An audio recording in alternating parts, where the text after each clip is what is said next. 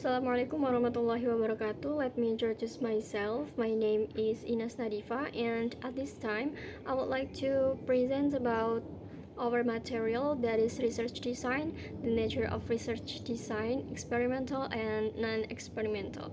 And then let's just go to the point. For the first is, what is research design? Research design is a type of inquiry within a qualitative, quantitative, and mixed methods approach that provides specific directions for the procedures in a research study, and then others refer to it as a strategy of inquiry. The next is the nature of research design. The right research design makes your study a success. There are four main characteristics. There is the first, neutrality.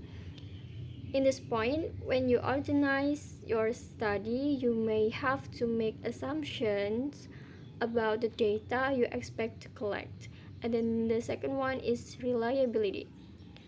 With research conducted regularly, researchers expect the same results every time. And then the third one is validity. There are several measuring tools available. And then the fourth or the last is generalizations. Your design results should apply to a population and not just a limited sample. And then we will discuss about experimental and non-experimental. And we know that experimental research design establishes the relationships between cause and effect of a situation.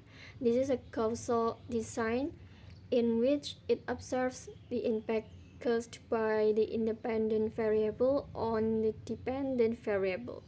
And then the second one is correlational research design, or we can call it non-experimental research technique that helps researchers establish relationships between two closely related variables. And then this type of research requires two different groups.